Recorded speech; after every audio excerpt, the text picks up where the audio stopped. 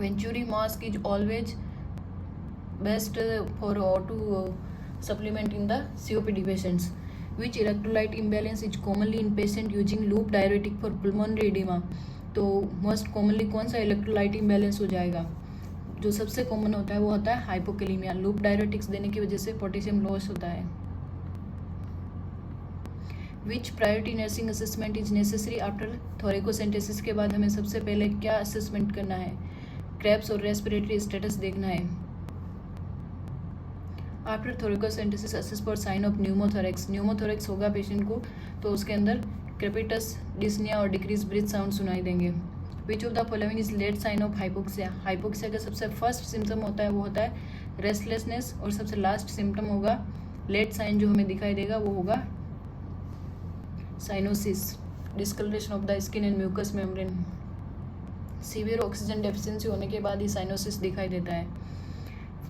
What should a nurse do first when a patient with COPD become?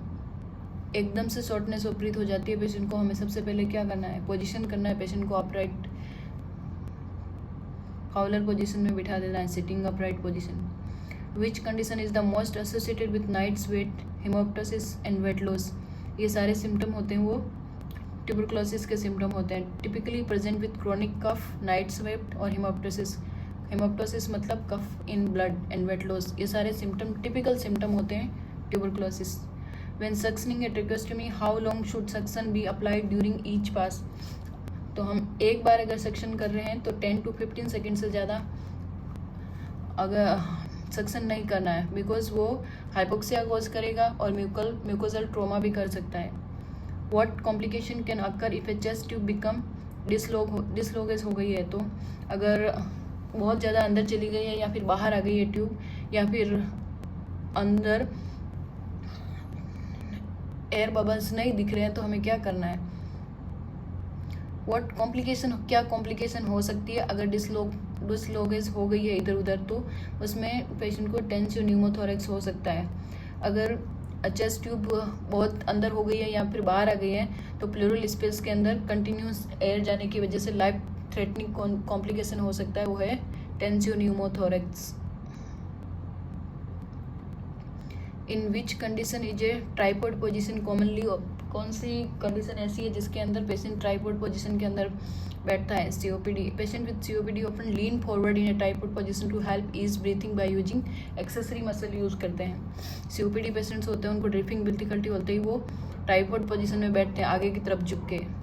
What is the typical cause of pulmonary embolism? Pulmonary embolism होने के लिए अगर leg के अंदर कोई deep vein thrombosis हो रखा है या फिर ब्लड क्लॉट हो रखा है किसी वेन के अंदर और वो ट्रेवल करके लंग्स के अंदर पहुंच जाता है तो पल्मोनरी एम्बोलिज्म कॉज करता है. Blood clot from the leg. Pulmonary embolism is the most often cause by blood clot that has travelled from the deep vein to the lungs. जिन भी पेशेंट को DVT होता है उनमें सबसे ज़्यादा हाई चांसेस होते हैं कि उनको पल्मोनरी एम्बोलिज्म हो सकता है. Which laboratory test is the most indicative of a bacterial lung infection? कौन सा टेस्ट है जो हमें इंडिकेट कर सकता है कि बैक्टीरियल इन्फेक्शन हुआ है लंग के लिए?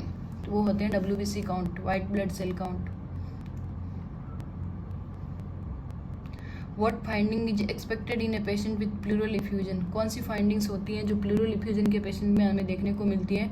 वो होती हैं decrease breath sound over the affected area.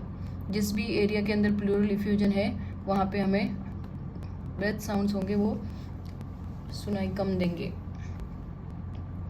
What is the priority intervention for a patient with suspected pulmonary embolism? तो सबसे पहले प्रायोरिटी इंटरवेंशन हमें क्या करना है? ऑक्सीजन देना है पेशेंट को. इमीडिएट प्रायोरिटी होती है हमेशा हाइपोक्सिया होगा पेशेंट को, पल्मोनरी एम्बोलिज्म के पेशेंट उनको हमें ऑक्सीजन सप्लीमेंट करना है.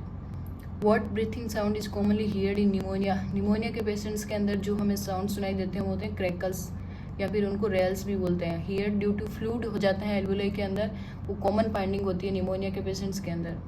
विच clinical sign is the most characteristic of a tension pneumothorax? Most characteristic of tension pneumothorax के लिए क्या होता है? ट्रेकिया डेविएट हो जाएगा. जिस तरफ का प्रेशर कम होगा उस तरफ डेविएट हो जाएगा, जिस तरफ प्रेशर ज़्यादा होएगा उस तरफ से दूसरी तरफ डेविएट हो जाएगा ट्रेकिया बीच में से. Tracheal deviation away from the affected side is a late and serious sign of tension pneumothorax का। In a COPD patient which blood gas finding is expected. जो भी COPD के पेशेंट्स होते हैं उनके अंदर हमेशा partial pressure of COPD raise आएगा। COPD can cause hypoventilation leading to CO2 retention and respiratory acidosis करता है। COPD पेशेंट को हमेशा हाइपोवेंटिलेशन रहता है और CO2 रिटेंशन हो जाती है। What is the priority assessment before administering a nebulize bronchodilator. अगर हम किसी पेशेंट को नेबुलाइजेशन करवा रहे हैं तो प्रायोरिटी असेसमेंट हमेशा क्या होएगा, रेस्पिरेटरी रेट और लंग साउंड का स्कल्टेट करना।